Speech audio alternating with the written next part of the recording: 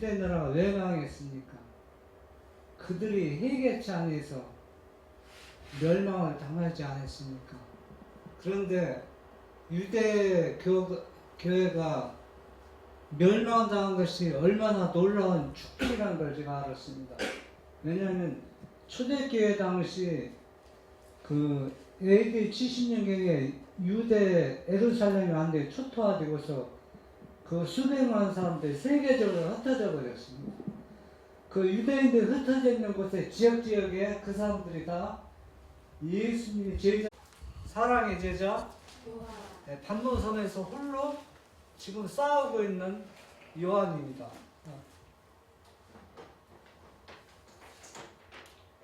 계시록에 나타난 구속의 과학제 3부. 오늘은 매우 중요한 말씀입니다. 여러분들이 제가 하는 얘기라고 생각하지 말고 이거는 예수님께서 하시는 말씀이라고 생각하면 여러분이 분명히 같은 공감대를 느낄 것입니다. 버가마 교회는 지역이 높은 위치에 교회가 세워져 있고 또 그 궁전도 높은 지역에 세워져 있는데 의미가 있는 얘기입니다. 네? 높다는 얘기는 바로 뭐냐? 여러분은 높다고 하면 뭐가 생각납니까? 높다 하면은 우리 지역적으로 높다고 하더라도 권세가 세다. 그렇게 우리가 생각하잖아요. 그래서 우리 같은 사람은 이름 한순도 돼 놀란 사람 아무도 없어요. 왜? 권세가 하나도 없잖아. 여러분 이름 대도 놀라는 사람이 없어요. 그러나 대통령이 말 한마디면 모든 것이 어때요? 상황이 바꿔질 수 있다는 얘기입니다. 그래서 이 교회도 그렇고 이 버가마 도시도 높은 데 세워졌다는 얘기는 우리에게 많은 의미를 가져가지고 있다는 얘기입니다. 한번 읽어보세요. 계시록 2장 12절부터 16절. 버가모 교회의 사자에게 편지하기를 좌우에 날선 검을 가진 이가 가라사대 내가 어디 사는 것을 내가 아노니 거기는 사단의 위가 있는 데라. 내가 내 이름을 굳게 잡아서 내 충성된 증인 안디바가 너희 가운데 곧 사단에 거하는 곳에서 죽임을 당할 때에도 나를 믿는 믿음을 저버리지 아니하였도다. 그러나 내게 두어 가지 생각할 것이 있나니 거기 내게 발람의 교훈을 지키는 자들이 있도다. 발람이 발락을 가르쳐 이스라엘 앞에 올무를 놓아 우상의 제물을 먹게 하였고 또 행음하게 하였느니라. 이와 같이 내게도 니골라당의 교훈을 지키는 자들이 있도다. 그러므로 회개하라. 그리하지 아니하면 내가 내게 속히 임하여 내 입의 검으로 그들과 싸우리라. 버가마 교회는 높은 위치에 세워져 있지만 그게 뭡니까? 하나님을 경배하고 하나님을 믿노라 하는 신자들이 모인 곳이면 그게 뭐라? 누가 거하는 것이다? 사단이 거하는 것이다. 사단이 거하는 것이 되어버렸다는 얘기입니다. 그러면 얼마나 진리가 왜곡되고 있다는 얘기잖아요. 그런데 누가 그걸 죽기까지 안디바라는 존재가 자기 죽기까지 숨기다했겠죠. 죽기까지 지켰다고 했습니다. 그러니까 이 사단이 교회에 속한 바 되었지만 거기에서 안디바가 자기 생명으로 이 진리를 옹호하고 지켰다는 걸 나오고 또 뭡니까? 그러면 오늘날 안디바 누군가? 오늘날 그러면 제가 안디바를 찾아보니까 안디바에 대해서 아무 흔적이 없어요. 찾을 기가 없습니다. 어떤 존재인지 명함이 그러나 대개 이제 사람들이 수상하게 이렇게 하냐면은 여러분 스데반 아시죠? 그 스데반 어떻게 했어요? 순교당했잖아요. 초대교회 당시 뭘 지키기 위해서? 진리를 옹호하기 위해서 순교당했고 또 여러분 사마나교회 누가 제가 얘기했어요? 누키안이 어때요? 오류와 잘못된 교리를 끝까지 받아들이지 않고 그래서 누키안도 순교당했어요. 이러한 사람들을 안디바라 하지 않겠느냐. 신학자들은 그렇게 말하고 있습니다. 저도 그렇게 생각하고 있습니다. 그런데 이제 버가마교에 책망할 것이 있는 게 뭐가 책망해요? 발람의 교, 발람 잘 아시잖아요. 그리고 또 누굽니까? 니골라당. 니골라당은 계속 나옵니다. 뭐 초대교회부터 뭐 에베소 교회부터 계속 나오는데 니골라당은 쉽게 표현하면은 하나님의 십계명과 구속의 경륜을 완전히 어떻게 해요? 백지화시키는 겁니다. 그래서 이 진리가 왜곡되도록 그런 것들이 다 뭐냐면 니골라당에 속한다는 얘기입니다. 그러면 이런 사람들이 계속 여기에 가담한 사람들은 뭐 하겠다 했어요? 내게 임하여 내 입이 검으로 그들과 누가 예수님이 싸우겠다는 얘기입니다. 버가마교회는 313년부터 538년이 이제 버가마교 시대라고 생각이 있는데 세석화 시대. 그 서가마교회는 말이 나왔을 때 어떤 말을 표현했어요? 붉은 말을 표현했죠. 그렇죠. 그런데 여기 있는 버가마교회 말이 뭐냐? 그러니까 이제 좀 나오는데 이름의 뜻은 버가마 왕국이 높은 고지에 세워진 것처럼 세상의 권력의 배경으로 힘을 얻는 시대. 그러니까 세상과 정치가 정교 시대. 정교라는 얘기는 뭐예요? 교회와 정치가 연합하는 겁니다. 세상의 권력을 잇는 겁니다. 버가마는 이교와 우상숭배의 중심지였다. 시대적 특징, 배도한 여자, 음녀가 크게 들려짐을 받는 시대, 순교했던 교회가 세속화되고 노마 교회가 성립되고 정치적, 종교적 권세를 얻음. 이제는 인을 뜰 때, 세세 인을 뜰 때 이 버가마는 무슨 말로 나오는 건데 그때 나올 것입니다. 그때는 검은 말로 나온다. 검은 말. 검은 말은 뭡니까? 완전히 죽음을 상징하고 진리가 완전히 세속화된 것을 상징하기도 하죠. 안디바는 계시록 10장 13절에 나오는데 사단이 강한 곳에 안디바가 있어 목숨을 내놓고 믿음을 굳게 지킨 서바나 시대 누키안이나 초대교회 당시 누구처럼 스데반처럼 그런 사람들을 말하고 있을 것이라는 얘기입니다. 책명은 뭐라고 했어요? 계시록 2장 14절에 보면 발람의 교훈과 니골라당의 교회 지도자들이 음료, 타락과 이서 즉 거짓 교리가 교회를 완전히 장악하였습니다. 그래서 사단의 해라고 이 성경 계시록에서 표현하고 있습니다. 하나님을 믿노라는 교회지만 뭐다? 사단이 교회가 됐지만 그 중에 누가 있어서 안디바가 있어서 믿음을 굳게 지킨 것을 우리에게 보여주고 있습니다.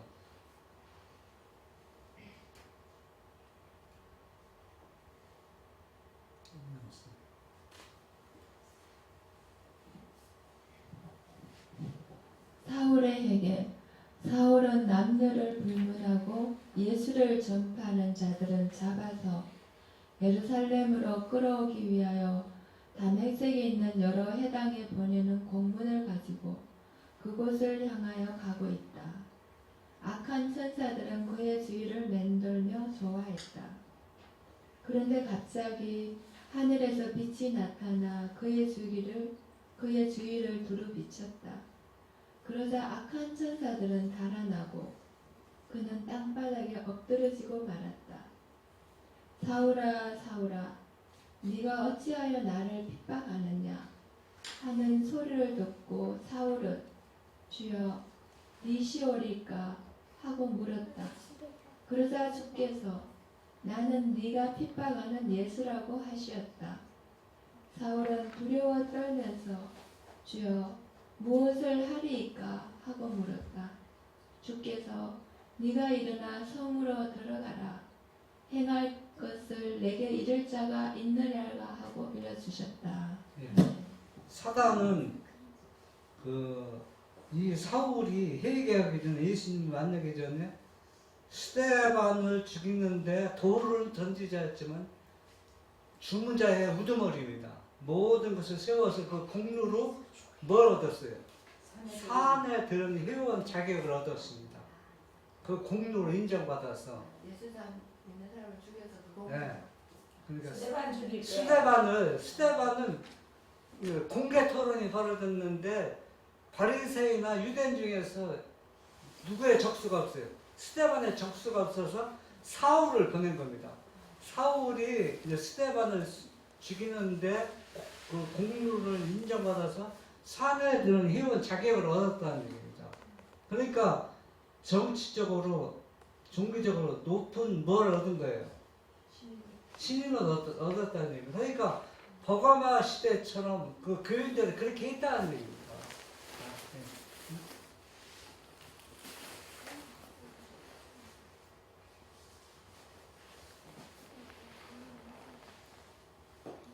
그러니까 사울이 예수님 만나고 회개해서 수대받는 신기라고 했지만 더 큰 그 인물이 하나님께서는 보내셨잖아요. 그러니까 하나님이 사업은 어떤 순환과 어려움을 당해도 절대 실패당하지 않습니다. 하나님께 여기에 위해서 그런 것을 통해서 더 그 사람이 믿음이 좋은 사람이 죽으면 더 믿음이 센 사람을 쫙 하나님께서 보내셔서 이 사업을 끝까지 어때요? 예수님의 재림을 전파하게 하고 구속의 경륜을 완전히 예수님 십자가에 이룬 것을 우리 그 예수님이 믿는 사람을 통해 그 일을 어떻게 하시는 것을 우리가 역사를 통해서 우리가 볼 수가 있는 것입니다. 읽어보세요. 성경 말씀하시되 만일 누구든지 저희를 해하고자 한즉 저희 입에서 불이 나와 그 원수를 소멸할지니 누구든지 해하려 하면 반드시 이와 같이 죽임을 당하리라. 계시록 11장 5절의 말씀. 하나님의 말씀을 짓밟는 자들은 벌을 받지 않을 수 없다. 이 두려운 선고의 의미는 요한계시록 마지막 장에 밝혀져 있다.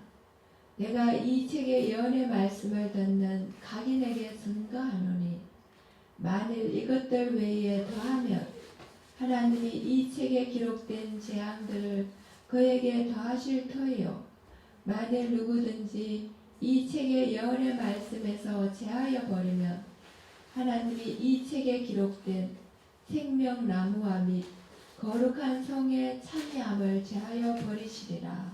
아멘. 여기에 보면 분명한 것은 우리가 진리를 배척하고 예수님이 주신 그 기별을 우리가 거절할 때 하나님께서는 분명히 뭐합니까? 응징하는 겁니다. 분명히 하나님께서 그냥 보내지 않습니다. 그래서 요한계시록 마지막 장은 더욱 우리에게 생생하게 이 역사를 들어서 우리에게 경고와 기별을 주고 있어요. 우리가 지금 하나님을 거절하고 내 멋대로 살아도 아무 제재를 안 받잖아요. 그런데 분명히 하나님께서는 그런 사람들에게 어때요? 구원의 기별을 거절하고 죽음을 선택한 둘째 사망으로 가는 사람들에게는 둘째 사망으로 당이 끝나는 게 아니라 당하기 전에 하나님께서 징계와 재앙이 꼭 따른다는 얘기입니다. 이걸 피할 수 있는 분이 아무도 없다는 얘기입니다. 그것은 하나님께서 계시하셨거나 명령하신 것은 어떠한 식으로든지 변경하지 못하도록 경계하시고자 사람들에게 주신 경고이다. 그 엄숙한 선언은 하나님의 율법을 경시하도록 영향을 끼치는 모든 사람들에게 전혀 적용된다. 그러니까 율법에 힘이 없고 율법을 완전히 무효화시키는 그런 행동을 하는 사람, 그렇게 하도록 하나님의 말씀을 변질시키거나 변경한 사람에게는 뭐가? 하나님의 이런 사람에게는 어때요? 분명히 뭘 한다? 응징한다는 얘기입니다. 응징. 쉽게 표현하면 우리가 재앙을 그 사람들에게 내린다는 얘기입니다. 그러니까 하나님의 말씀을 왜곡시키는 사람 치고 이 재앙을 피할 수 있는 사람은 아무도 없다는 얘기입니다.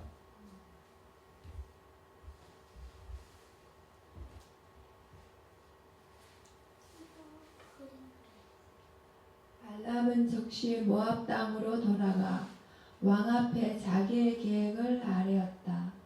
모압인들도 역시 이스라엘이 하나님께 충성하는 한 하나님이 이스라엘의 방패가 되실 것을 깨닫고 있었다. 발람이 제의한 계획은 이스라엘을 우상 숭배로 유인함으로 그들을 하나님과 분리시키는 것이었다.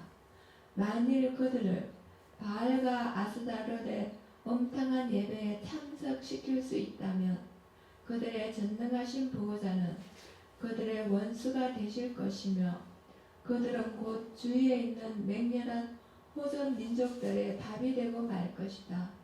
왕은 K 이 계책을 받아들였으며 발람 자신은 그곳에 머물러 있으면서 그 일을 수행하는 데 조력하였다. 예, 여러분 발람 선지자 다 알죠? 이 발람 선지자를 하나님의 선지자라고 이끌어졌습니다. 예? 그런데 자세히 보면은 이 발람은 하나님의 선지자라고 평가하기는 너무나도 수준이 낮습니다. 그런데 하나님의 그 동방 박사들이 누구의 글을 보고 발람이 예언한 그 별을 보고 찾아왔습니다. 그래서 높이 평가해서 하나님의 선지라고 높임을 받았는데 이 발람이 지금 뭡니까? 완전히 하나님의 계명을 아주 백지화시키는 결과 음료, 음탕으로 이스라엘 백성들 유혹해서 그 이스라엘 백성들이 다 몇몇 명이 죽게 만들었지 않습니까?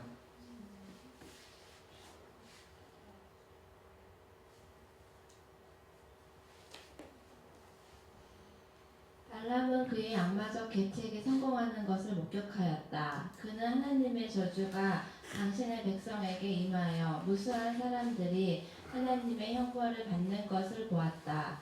이스라엘의 죄를 벌하신 하나님의 공의는 유혹자들을 그대로 두시지 않으셨다. 발람은 이스라엘과 미디안 백성 사이의 전쟁에서 죽임을 당했다. 자신의 최후가 가까움을 예감한 발람은 나는 의인의 죽음같이 죽기를 원하며 나의 종말이 그와 같기를 바라도다고 부르짖었다. 그러나 발람은 의인의 생애를 살기로 선택하지 않았고 그의 운명은 하나님의 원수 편으로 결정되었다. 발람이 죽으면서까지 회개하지 않았습니다. 의인같이 죽기를 원한다고 했는데 누구 편에 섰어요? 원수 편에 섰습니다. 그러면은 이러한 사건들이 지금 왜 일어나는 가 우리가 생각해 봐야 되거든. 이거는 우리가 말씀에서 잘못되었을 때 분명히 하나님께서 징계하는 걸 피할 수가 없다는 얘기입니다. 그런데 오늘날은 징계받는 사람이 거의 없거든요. 그러면은 왜 이 당시는 하나님의 말씀을 거역하거나 불순종하고 변질시키면은 징계했는데 오늘날은 왜 그 징계 대상이 안 되느냐? 그걸 지금 상기시켜서 이걸 지금 얘기하는 겁니다. 여러분이 그걸 생각해야 됩니다. 오늘날도 하나님의 징계가 일어나야 하는데 별로 징계가 일어나지 않고 재앙이 일어나지 않거든. 너무 잘 나가고 있다는 얘기입니다. 그 원인을 파악해야 된다는 얘기입니다. 그 이유가 무엇인지.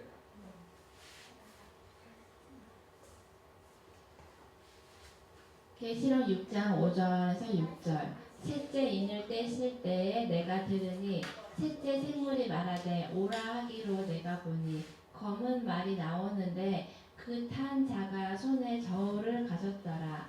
내가 내 생물 사이로서 나는 듯하는 음성을 들으니 가로되 한 데나리온의 밀 한 쇠요 한 데나리온의 보리 석대로다. 또 감람류와 포도주는 해치 말라 하더라. 네. 여기 보면 이제 인을 뜰 때 이제 인은 이제 검은 말로 나오는데 검은 말은 여러 가지 있지만은 이제 다음 이제 설명해드리고 한 대량은 하루 품삯이다. 우리 장로님 하루 품삯 얼마 받아요? 뭐 20만 원 받던지 25만 원 그거 하루 품 팔아갖고 밀 한 대 사면은 밀이 싸요 비싸요? 비싸죠. 예? 그건 완전히 어때요? 사람이 살아갈 수 있어요? 하루 품 팔아갖고 밀 한 대 살 수 있다면은 몽크를 여기는 그리고 한디라운에 미란데요. 한디라운에 보리석대거든요. 그러면 이걸 뭘 상징하는 겁니까? 기근을 얘기합니다. 기간. 그리고 또 이 기간 중에 뭐는 해치지 말라. 감람류와 포도주는 해치지 말라 했습니다. 그리고 이건 어떤 설명인가 우리 다음에 봅시다. 검은 말은 뭡니까? 죽음과 자양, 또 반대로 타락과 어둠, 의인하입니다. 그러니까 진리가 얼마나 세상과 타협인지 완전히 죽은 것처럼 검은 말로 셋째 있는 표현이 있다는 얘기입니다. 한 대량원의 밀한데 보리석대는 한 대량은 하루의 품삯이기 때문에 밀과 보리의 가격으로는 아주 비싼 것으로서 극심한 기근을 말하고 있다. 이것은 그 당시 말씀에 대한 영적 기근이 아주 심했던 것을 나타낸 것이라고 볼 수 있다. 우리가 복음을 거절할 때 겪는 영적 기근은 아모스는 다음과 같이 잘 묘사하고 있다. 한번 읽어보세요. 아모스 9장 11절에서 13절 말씀입니다. 그날에 내가 다윗의 무너진 처막을 일으키고 그 틈을 막으며 그 타락한 것을 일으키고 옛적과 같이 세우고 저희로 에돔의 남은 자와 내 이름으로 일컫는 만국을 기업으로 얻게 하리라. 이는 이를 행하시는 여호와의 말씀이니라. 여호와께서 가라사대 보라 날이 이를지라. 그때에 밭가는 자와 곡식 베는 자의 뒤를 이으며 포도를 밟는 자가 씨 뿌리는 자의 뒤를 이으며 산들은 단포도주를 흘리며 작은 산들은 녹으리라. 이렇게 되면은 풍성한 수확을 거둬야 하잖아요. 그런데 수확이 없다는 얘기입니다. 그러면 조금 전에 이거 이제 해야겠는데, 그러면 왜 버거마 교회가 영적 기근이 일어났는가? 영적 기근을 풍요롭고 살기도 좋은데 그렇잖아요. 세상과 권력을 잡고 잘 나갔는데 영적 기근이 일어나고 있다는 거예요. 그러면 왜 영적 기근이 일어났느냐 하면은 영적으로 진리를 옹호하는 사람이 거의 없다는 얘기입니다.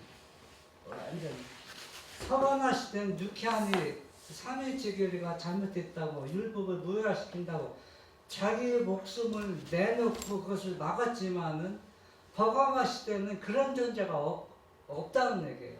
없어서 완전히 진리가 뭐가 돼요? 죽은 말에 대해서 완전히 죽은 것처럼 상징적으로 표현하고 이걸 영적 기근이라고 표현하고 있습니다. 그러면은 왜 영적 기근이라고 표현할 수 있느냐? 그러면 오늘날 나오디아 시대도 지금과 버거마 시대 똑같다는 얘기입니다. 영적 기근.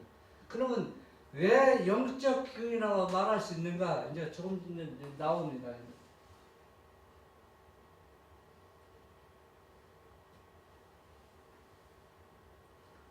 셋째는 버거마 시대 313년부터 538년 뭐가 동시대입니까? 버거마 교회가 동시대잖아요. 교회와 정치가 연합될 때, 즉 법왕 노마는 죽은 말로 삽니다. 법왕 교회 노마 그 교회는 진리가 없어요. 완전히 죽은 말이 있습니다.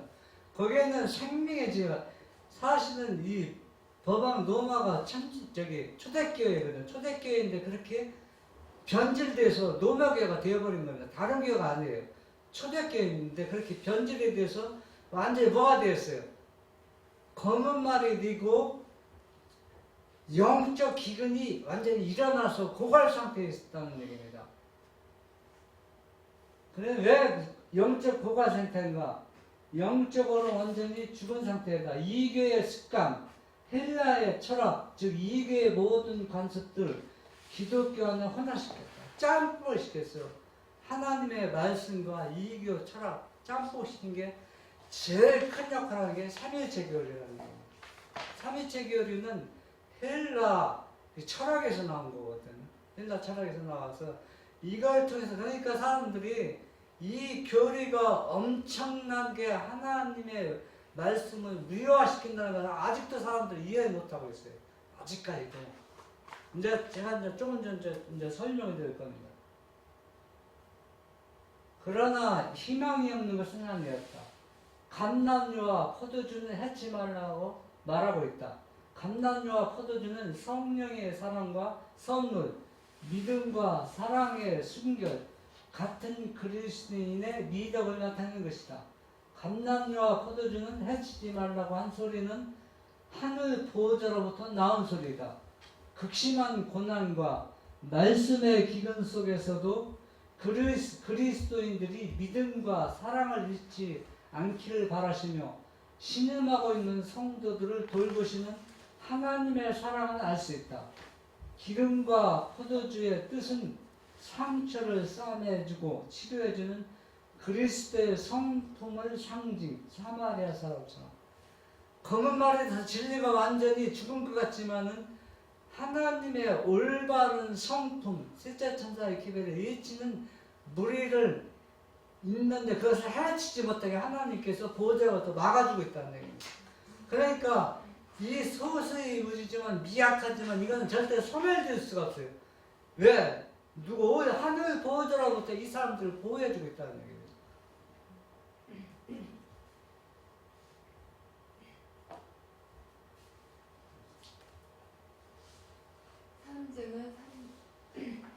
함정은 350. 이스라엘 자손들이 멸망당하는 자들의 부르짖음을 들었을 때 그들은 그들로부터 멀리 도망쳤다. 그들은 그들이 큰 범죄를 저질렀음을 알았다. 왜냐하면 그들은 모세와 아론에 대한 비난을 받아들였기 때문이다. 그리하여 그들은 자기들도 그들과 마찬가지로 멸망받을까 두려워했다. 그러나 하나님의 심판은 아직 끝나지 않았다.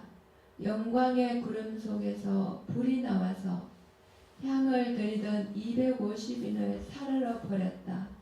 이들은 족장, 곧 일반적으로 회중 속에서 선한 판단력을 갖고 영향력을 끼치던 유명한 인물들이었다. 여러분이 배경 아시죠? 네? 이제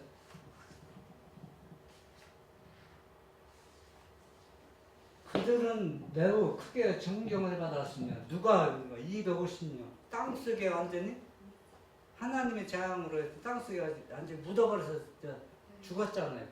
이들은 매우 존경을 받았으며 어려운 일이 있을 때 그들의 판단을 구해왔었다. 백성들이 이들이 지혜롭고 믿음이 있어서 그들의 판단을 구해왔다는 얘기입니다. 이 250명 족장들에게. 그러나 그들은 나쁜 가마에 전염되어 시기, 질투, 반역에 빠졌다. 그들은 고라, 나단, 아비란, 그들은 고라, 다단, 아비란 같은 멸망당하지 않았다. 고라는 모세의 사촌입니다. 고라는. 다단과 아비람은 비냐민 족파의 족장들이거든요. 왜냐하면 그들은 반역의 선동에 서지 않았기 때문이다. 그러니까 고라와 다단과 아비람이 먼저 죽었어요. 250년보다. 먼저 죽었다고. 먼저 죽었는데 이 250명은 다로 향을 피워서 예배 드렸는데 이들은 안 죽었어요. 왜 안 죽였느냐입니다.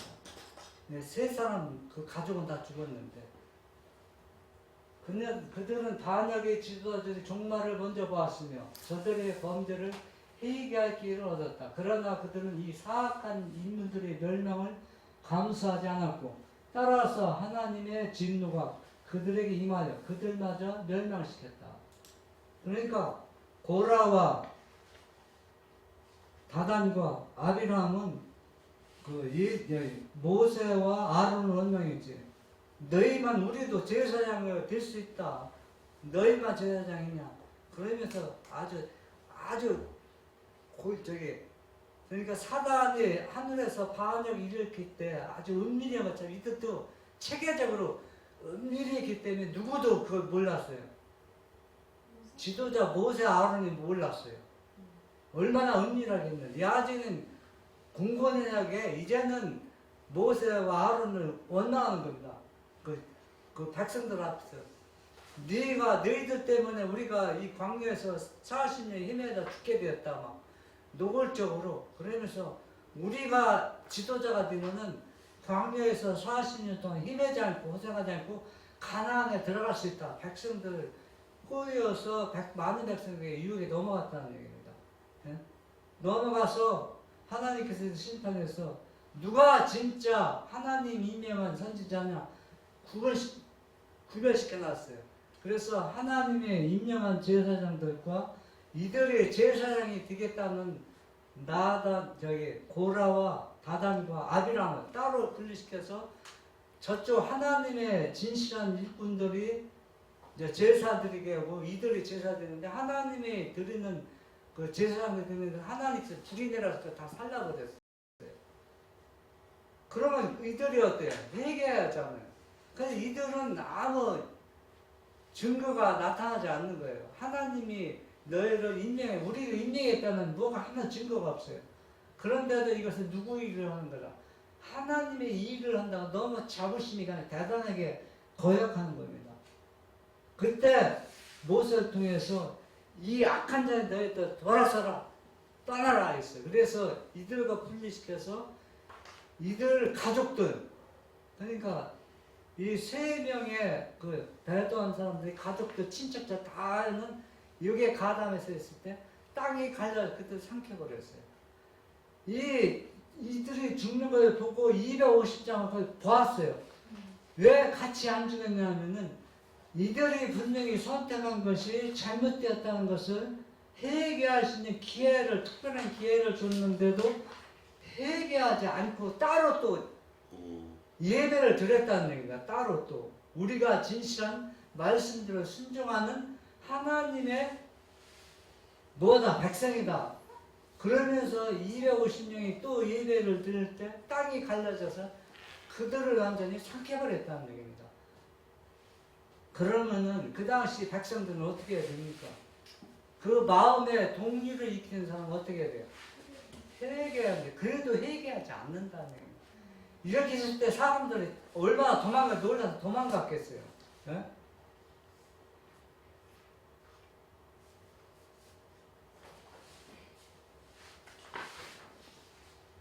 교회증은 사권 353페이지입니다. 고라, 다단, 아비람의 예를 통해서 우리는 그들의 본을 따르지 아니하도록 경고의 교훈을 받는다. 저희 중에 어떤 이들이 주를 시험하다가 뱀에게 멸망하였나니 우리는 저희와 같이 시험하지 말자. 저희 중에 어떤 이들이 원망하다가 멸망시키는 자에게 멸망하였나니 너희는 저희와 같이 원망하지 말라. 저에게 당한 이런 일이 거울이 되고 또 말세를 만난 우리의 경계로 기록하였느니라. 고린도전서 10장 9절에서 11절 말씀. 광야에서 불뱀을 시험한 사람이 있죠. 불뱀을 달아놓고 불뱀에 물려서 죽는 사람들 이걸 찾아봐라 하면 살리라 했을 때 그게 무슨 불뱀이 우리의 생명을 살릴 수 있느냐 그걸 시험했습니다. 안 믿었다는 얘기예요. 제가 가장 많이 듣는 게 무슨 얘기냐면 너 삼일체 안 믿지? 그래 안 믿지. 그런데 너와 나와 다른 게 뭐냐? 그건 하나님을 시험하는 겁니다. 노골적으로 표현하면 너하고 뭐 같은 레벨 뭐 다를 게 뭐냐? 불변에서 하나님을 시험하는 것과 똑같은 배경이라는 얘기입니다. 그게 그래서 우리가 말할 때 한마디를 말씀을 통해서 우리가 아주 조심스럽게 하나님 필요가 있습니다. 내가 이해가 안 되면 어때? 더 이해할 수 있도록 누구한테 기도해야 돼? 하나님께 기도해야 된다는 얘기입니다. 그래서 이런 일이 당하는 것은 말세에 우리에게 무엇을 하기 위해서? 경계와 교훈을 주기 위해서 우리가 성경에 기록되었다는 얘기입니다. 교회증은 사음권 353 하나님의 말씀 속에서 당신의 백성이 크게 미혹당하기 쉽다는 증거를 볼 수 있다. 하나님의 명예에 대한 진실된 열성처럼 보이는 수많은 경우가 사실은 그 근원을 따지자면 사물의 진실된 상태에 대한 왜곡된 시각을 통해 마음의 인상을 끼치고 마음을 시험하도록 원수에 대해서 영혼을 무방비 상태로 놓아둔 데 있음을 보게 된다. 이 말세에 우리는 바로 그러한 일을 예상할 수 있는데 우리가 이 말씀을 깊이 상고해 볼 필요가 있어요. 제가 쉽게 표현하면은 우리는 누구든지 얼마든지 미혹당할 수 있는 위치에 있습니다. 성경을 통해서도 불신하고 의심할 수 있는 요소가 성경에 곳곳에 있다는 얘기입니다. 얼마든지. 그렇기 때문에 우리가 여러분 정교, 그러니까 로마 카톨릭은 정교는 뭐냐 하면은 세상과 권력이 합쳐진 거거든요. 합쳐진 게 정교라고 하거든요. 그러면 우리가 하나님을 믿노라고 하면서 자기의 어떤 선한 행위를 통해서 또 말씀을 깊이 상고하고 기도 몇 시간씩 해서 응답받는 그런 것들을 통해서 자기 자신의 뭡니까? 합리화시키는 겁니다. 자기는 지금 하나님의 반대편에 섰는데 하나님 편에 서 있다고 착각하고 있는 것은 이미 그 사람들은 뭐냐? 이미 거기에 이미 마음이 기울어져 있는 상태입니다. 그러니까 자기 스스로 지금 우위를 받고 있다는 얘기. 우위를 받고 있지만 처음부터 단추가 잘못 꿰어져 있다는 얘기입니다.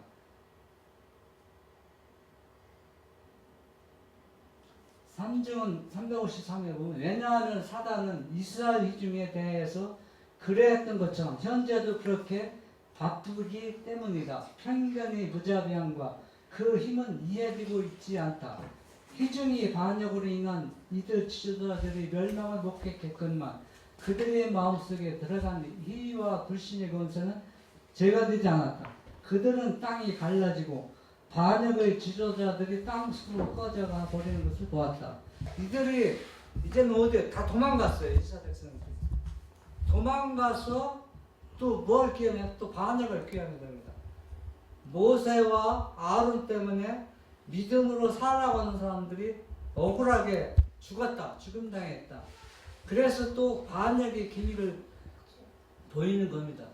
그때 하나님께서 이 백성을 멸망시켰다. 멸망시킬 때 모세가 중보기 돼서 이 백성을 살려달라고 애원했습니다. 그래서 이 중에서 14,000명이 회개하지 않는 사람들 14,000명이 영적으로 죽어버렸습니다.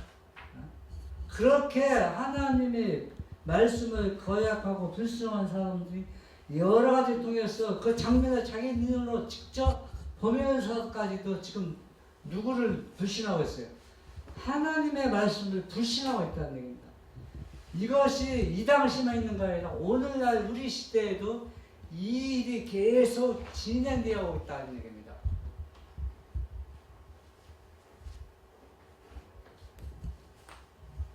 이 두려운 모습은 분명히 저들을 고쳐서 저들로 하여금 모세를 비난한 것에 대해 깊이 회개하도록 해야 한다. 여기에서 하나님께서는 온 이스라엘로 하여금 저들의 죄악된 길을 보고 느낄 수 있는 기회를 주심으로 회개와 고백으로 이끌고자 하셨다. 상승화 353. 여러분 지금 하나님이 그 자비에 하나님의 성품이 계속 드러나죠. 이러한 가운데서 이 백성을 살려준 거예요. 왜 살려준 거예요? 회개하기 위해서입니다. 네? 그러면 이제 우리 현실을 한번 살펴보겠습니다. 우리 현실은 어떠한가? 이스라엘 백성은 저렇게 해도 하나님께서 계속 회개할 수 있는 기회를 줬는데 현실은 하나님께서 우리를 어떻게 대하고 있는가? 이거 보입니까? 이거는 지금 이거 보기 전에 안식일교하고 개신교하고 같은 레벨이라고 질문했죠. 그때 어떤 집사님이 이제 이름을 밝히지 않아요. 왜냐면 이게 또 방송이었으니까 집사님은 다르다고 분명히 얘기했죠. 다르다고. 개신교하고 안식일교는 다르다고. 그런데 여기에서 뭐라고 하는지 알아요? 개신교가 똑같다고 치고 있습니다. 똑같다. 한번 읽어봐요. 네? 일단 흥미를 그 누가요? 거기서 저자가 하나 드릴게요. 제7일 안식일 예수 재림교회에 관한 서신 감사합니다. 이 독특한 교회는 비록 그들의 창시자의 저서들을 존중하고는 있지만 성경을 기록된 하나님의 말씀으로 받아들이고 있고 성경을 그들의 신앙 규범으로 받아들이고 있습니다. 그들이 교회의 주요 신조들을 받아들이는 데 있어서 다른 그리스도인들과 마음을 같이 하고 있으며 그리스도와 삼위일체의 위격에 관하여 어떤 특별한 견해를 가지고 있지 않습니다. 그런 연유에서 영국의 모든 그리스도인들은 안식일 교인들은 그들이 식생활법 등에 관한 독특한 견해를 가지고 있다는 것을 알고 있지만 그들을 그리스도인들이라고 생각하고 있습니다. 과거 한때 제7 안식일 예수 재림교회 교인들은 자신들을 그리스도인들과 분리시켜서 그들의 조직체에 속한 사람들을 제외한 사람들은 누구나 진정한 그리스도인들이 될 수 없다고 생각하는 경향이 있었으나 다행히 그것은 영국에서는 과거지사가 된 것으로 보입니다. 여기에 제시하는 몇 가지 고찰이 어떤 도움이 되셨기를 바라며 좀 더 자세한 것을 아시기 원하시면 요청해 주시면 기꺼이 답해드리겠습니다. 과거에는 안식일교회고 개신교고 다르다고 했습니다. 완전히 달라 똑같이 취급하지 않았습니다. 그래서 뭘 썼어요? 이단수를 받았습니다. 이단수를 썼거든. 여기에서는 우리 교회에서 이제 이단이 아니다고 이제 편지를 보냈는데 답장이 온 겁니다. 보냈는데 우리는 삼위일체에 대해서 특별한 당신들이 갖고 있는 것 같아 다른 견해를 가지고 있지 않다. 똑같이 당신들이 생각하는 세 분 하나님을 믿고 그렇게 순종하기 때문에 다른 게 없다. 그래서 그걸 인정해 주는 겁니다. 인정해 주는 거. 인정해 주는 거예요. 그러니까 이 삼위일체가 왜 그들이 뭐냐면은 이 사단이 바로 뭐냐면은 왜 삼위일체 교리를 집어넣어서 이 사람들은 완전히 그러니까 검은 말 진리가 완전히 죽어서 검은 말을 표현한 게 바로 이겁니다. 그런데 그래서 여기 보면은 이게 자랑거리입니까? 수치입니다. 그런데 자랑거리로 신문에도 나왔어요. 이게 신문에 나오거든. 안식일 교회는 이단 아닌 정통교회다. 보여요 이게? 옛날에 그 신문 지금 많이 돌렸어. 이거 내가 이제 여기 보면은 저도 이게 잘 안 보이는데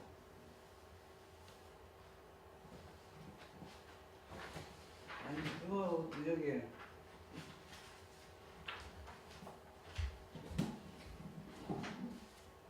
저게 글씨가 잘 안 보여요. 안경 왜 했어요? 안경 여기 있어요. 안경 끼고 보면 그거 보여줘. 그래도 글씨가 잘 안 보이더라고. 책을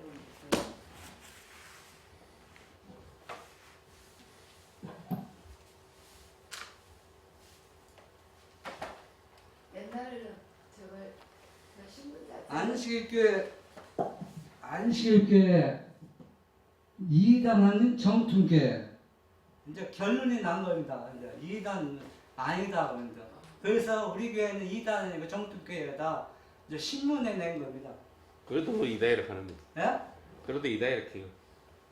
그 자세가 아니라 그러면 왜 이단이 아닌가? 정통교회가 여기 이제 세 가지 나왔습니다. 안식일교회가 이단이 아닌 명백한 증거는 성경의 핵심을 이루고 있는 구원관에 있어서 일반 개신교회와 다른 점이 없으며 삼위일체 예수의 동정녀 탄생 십자가 죽음 부활 승천 재림 등을 같다는 것이다. 그러니까 이단이 아닌 것은 삼위일체가 개신교하고 같이 그것을 같다는 얘기다. 믿고 받아들인다는 얘기예요. 그러니까 삼위일체 때문에 그럽니다. 딴 거 뭐 안식일 지키는 거 그거는 이단이라고 안 해요. 이단. 그거는 그럴 수도 있다는 얘기입니다.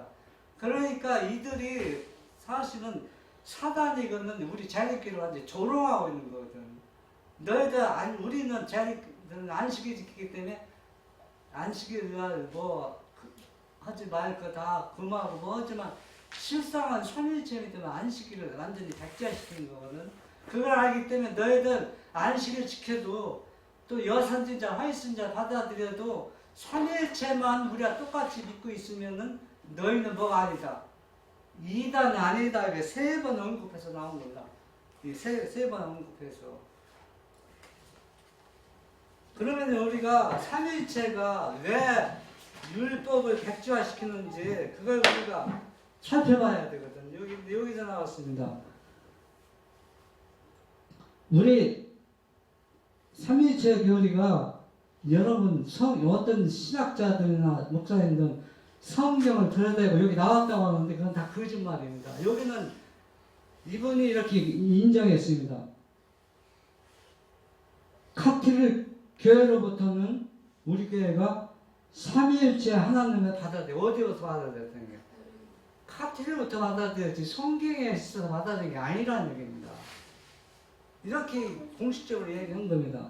받아들여. 그야말로 성서적인 진리는 모두 수용하고자 하는 정신으로 교회의 기초를 놓게 된 것이다.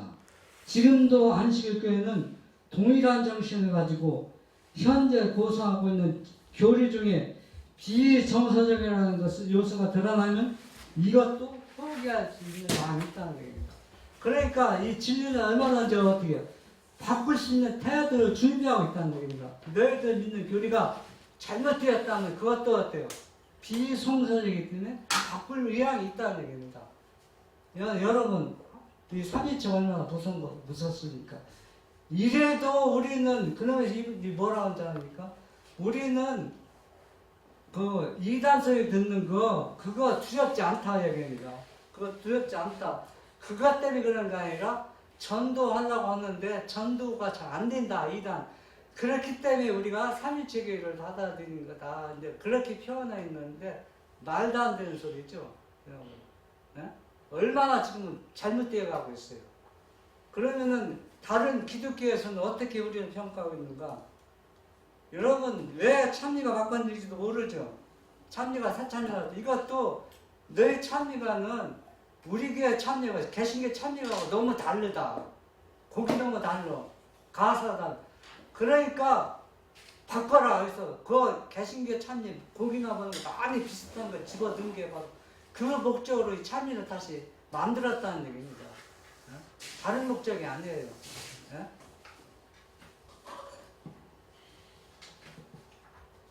또 여기 보면은 세계적인 권위 있는 존 델반 출판사의 종교 및 종파 분류에 의하면 제7회 안식일 예수 재림교회는 정통 개신교회에 포함되어 있다. 개신교라는 얘기입니다. 정통 안식일 교회는 정통 개신교라는 얘기입니다. 다를 게 없다는 얘기예요. 무엇 때문에? 삼위일체 교회를 받아들였기 때문에 너희들은 안식일을 지키고 있지만 너희들은 누구와 똑같다. 우리 이 교회를 지키는 개신교회와 다를 게 없이 똑같다는 얘기입니다. 그런데 몰물교, 여호와 증인 등은 유사 기독교는 별도로 구분되어 있다. 이들은 이단의 얘기입니다. 왜 이단이냐? 이들은 삼위일체 안 믿거든요. 삼위일체에 올바로 관념은 없지만 세 분 하나님 절대 안 믿어요. 몰몬교회도 그렇고 여호와 증인도 그렇고 그들이 신앙이 그렇다고 진리도 아니지. 진리도 아닌데 그래도 그들은 이단이라는 거예요. 왜? 삼위일체 교리를 안 받았어. 이 삼위일체 교리가 얼마나 엄청난 우위력을 발휘하고 있다는 걸 볼 수가 있어요. 무조건 진리가 아니건 간에 삼위일체를 받아들면 자기 형제 친구라는 얘기입니다. 성경 말씀이 옳고 그름을 따지는 게 아닙니다. 삼위일체를 믿느냐 안 믿느냐 그걸 평가하는 겁니다.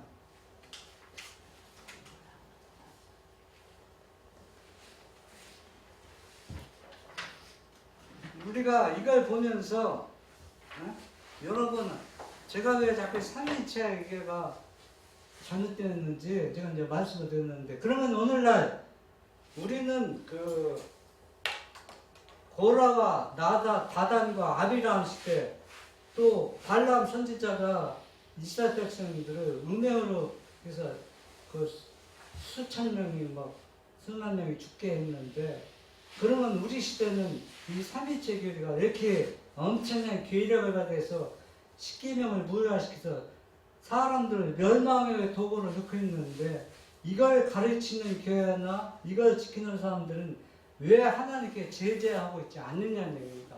여러분 그게 궁금해요? 궁금하지 않아요? 예? 궁금하죠? 궁금한데 여러분 이건 참 엄청난 비극입니다. 하나님이 재앙을 내리고 징계하는 목적이 뭡니까? 회개하기 위해서. 그러면은 지금까지 앞으로도 재앙이 내리면 참 다행입니다. 징계하면 다행이거든요. 이스라엘 백성들이 징계해서 도망가서 회개한 무리도 있고 회개하는 무리가 있는데, 이런 징계가 없다면 회개할 가능성이 거의 없다. 없기 때문에 징계할 필요가 없어서 징계가 안 난다고 생각하면 엄청난 비극이라는 얘기입니다. 왜냐하면 하나님께서 재앙을 내리는 것은 거기에서 뭘 회개할 백성이 있기 때문에 재앙을 주는데, 회개할 백성이 있으면 재앙 줄 필요가 없어요.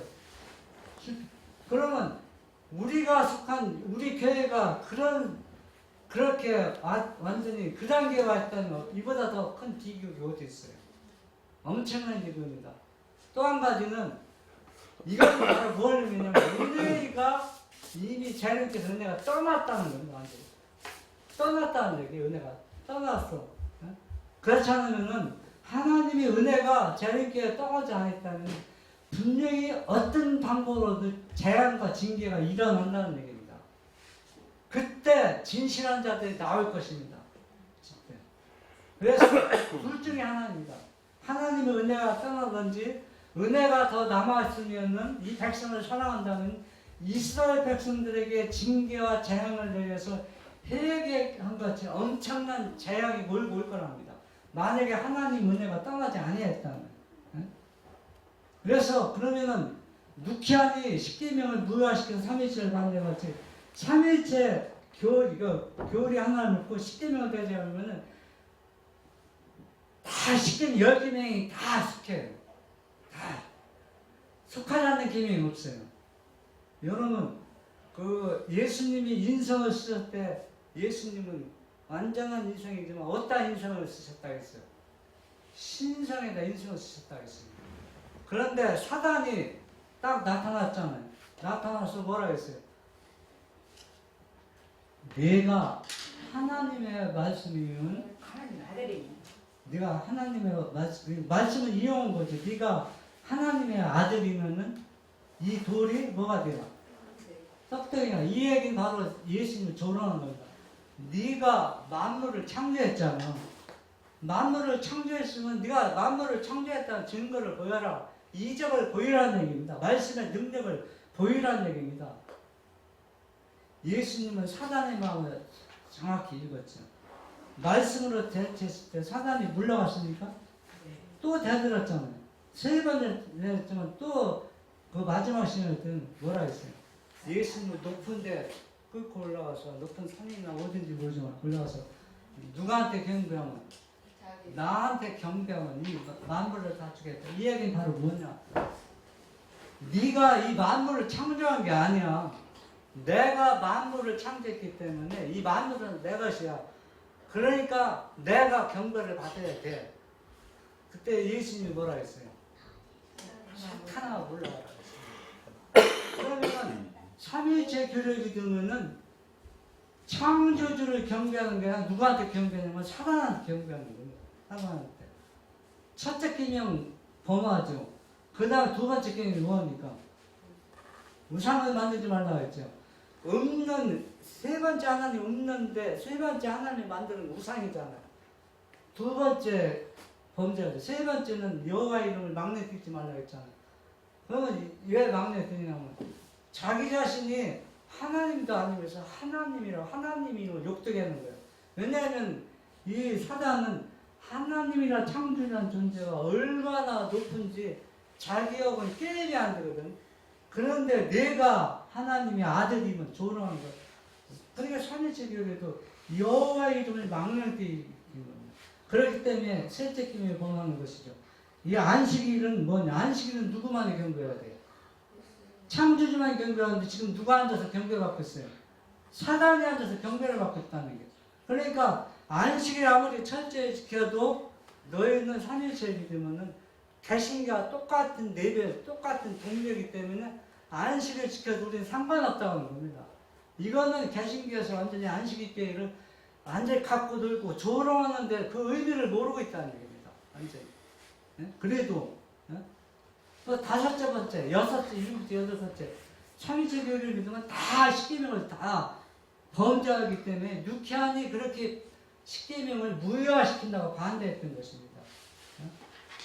그러면은 여러분 어떻습니까? 셋째 일을 뺐을 때 영적 기근이 일어났다고 했잖아요. 완전 영적 기근이 일어나요. 그러면 이것이 잘못되었다고 외치는 사람이 있냐? 아무도 없다는 얘기입니다. 아무도 없어요. 그러면 분명히 누가 있었어요? 안디바가 있었고 또 뭐하러 하죠? 감람류와 포도주를 해야지 말라고 했으니까 누군가가 이 기별을 잘못된 거 셋째 천사 완전히 바벨이 되어버렸잖아요. 이걸 나오라고 외치는 분이가 누가 있을 거라는 얘기입니다. 누군지는 모르지만 지금 공식적으로 외치는 분이가 거의 없어요. 개인적으로 외칠지 모르지만 공식적으로.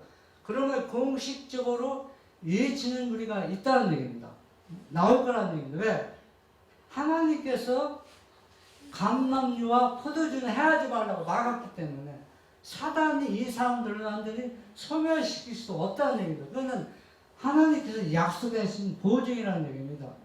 그러면은 우리가 감남류하고 그 무슨 나무요? 포도주 그걸 해치지 말라는 네. 그게 뭔 말입니까? 그러니까 감람류 포도주는 하나님의 온전한 성품이거든. 성품은 십계명을 상징하거든. 이 계명, 믿음으로 말미암아 의를 외치는 사람은 완전히 소멸시킬 수 없다는 얘기입니다. 사단은 이런 사람들 지으려고 하는 겁니다. 그런데 여러분 왜 일요일 명령이 내린지 아세요? 일요일 명령이 이제는 이 재림교회에서는 늦은 비가 내리면은 이미 끝났어요. 절대 나오는 무리가 없어요. 안 나옵니다. 왜? 은혜 시기가 끝났는데. 그러니까 재림교회에서는 늦은 비 내리기 전에 이 진리를 받아들여야 돼요. 그러면은 여러분 제가 몇 년 전에 작년에 갔지만은 그 포도원 일꾼들에게 하면서 11시 일꾼 얘기했잖아. 11시 일꾼은 재림교회가 거의 없다고 생각하면 돼요. 다 개신교, 비영리단체, 천주교 그런 데서 다 나오는 겁니다. 구원받는 사람들이 11시 일꾼들은. 그러면은 재림교회는 다 멸망당한다는 얘기입니다. 그러면 이런 현실을 우리가 알면서도 이 삼위일체가 무엇 그렇게 중요하냐고 이게 무엇 구원과 무슨 관계냐고 이렇게 얘기할 수 있는 사람들은 이미 사단의 영역에 넘어간 사람들이에요.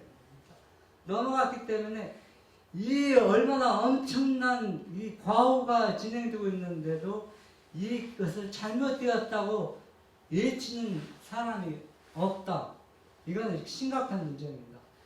이걸 여러분이나 내가 외쳐야 되는데 그러면은 초대교회에서는 제자들에게 능력을 받으면 나가라 했습니다. 능력을 받으면. 그러면은 우리가 한번 이거 참 고민거리입니다. 솔직히 해서. 왜 고민거리냐? 늦은 비 받아서 나가면 좋아요. 그런데 늦은 비 받으면 재림교회는 거의 다 멸망당한다네. 그러면 우리가 늦은 비 받기 전에 우리 동료들을 어떻게 건져내야 되지 않습니까? 건져내야 된단 말이에요. 이것이 얼마나 고통스러워요. 순교보다 더 어려운 순교라는 얘기입니다. 이거. 지금 우리가 살고 있는 것이. 뭐 알아야 건지내지요. 그냥 대충 이야기가 그 이설이라고 하고 연구를 장로님처럼 열심히 해야 되는데 뭐 연구하려고 하면 머리가 돌아가요. 머리 안 돌아가는 것은 다 예수님이 책임지십니다. 우리가 할 일이 아니, 걱정할 일이 아닙니다. 내가 이미 불신을 버리고 그분 안에 거하면 그 다음은 다 그분께서도 해준다는 얘기입니다. 그리고 또 더 놀라운 사실은 제가 이게 요한계시록을 보면서 여러분 그 다니엘 8장 14절인가 13절인가 매일 드리는 제사 있잖아요. 그것도 우리가 될 때는 이교 그걸 없애야 돼. 그것도 조금 못 쓰는 거 제가 발견했습니다. 그 이교가 아니에요. 뭐 이교도 해당되지만은 그것도 엄청난 사단의 숨은 비밀이 거기에 담겨져 있어요. 그 비밀을. 그래서 우리가 왜 말세 요한계시록과 다니엘을 연구하라는 게 이런 걸 연구하기 때문에 이런 것들을 우리가 알게 된다는 얘기입니다. 우리가 역사는 그렇게 중요하지 않아요. 근데 우리가 너무 역사에 너무 치우쳐 있으면 얻을 것을 못 얻는다는 얘기입니다. 저는 뭐 요한계시록 다니엘을 해박하게 잘 몰라요. 모르지만은 그러나 90점은 중점은 내가 어느 정도 그 잡았다는 얘기입니다. 그래서 이런 것들을 다니엘과 요한계시록 연구해서 지금 우리의 현 위치가 어디에 돼 있고 무엇이 잘못되어 있다는 것을 발견하면 그것이 얼마나 큰 수확입니까? 그래서 하나님께서는 마지막 시대에 사는 사람들 다니엘과 요한계시록을 연구하라는 얘기입니다. 여러분, 앞으로 여러분들은 제가 한 얘기 한번 생각해보고 이것이 엄청난 파장을 몰고 올 것이다 생각하면서 여러분 집중해서 한번 살펴보세요. 그런데 어떻게 집중? 내가 완전히 그분 편에 서서 말씀을 봐야 여러분 시야가 열립니다. 이 삼일체가 맞다. 그걸 옹호하기 위해서 연구하면 여러분 안 보여요. 절대. 영적 기관에 빠져버린다는 얘기입니다. 그걸 다 내려놓고 왜 누키안처럼 왜 십계명이 무효화시키는가 엄청난 비극인가 그걸 내가 하나님 편에 서서 성경을 봐야 여러분 이해해가지고 영적으로 안약을 발라서 눈이 환하게 뜨인다는 얘기입니다. 여러분 어떻습니까? 제가 혼자 그냥 떠드는 얘기입니까? 뭐 그렇게 생각해도 좋습니다. 그러나 분명한 것은 우리가 말씀을 깊이 연구하지 않으면 다 어디에 넘어간다. 사단의 유혹에 넘어간다. 그래서 앞으로는 우리가 가장 중요한 시대에 위치에 서 있고 살고 있기 때문에 여러분 열심히 말씀을 연구해서 주님의 편에 서서 예수님이 제자들이 전한 올바른 진리를 여러분들이 전하는 모든 분들이 되시기를 바랍니다. 아멘.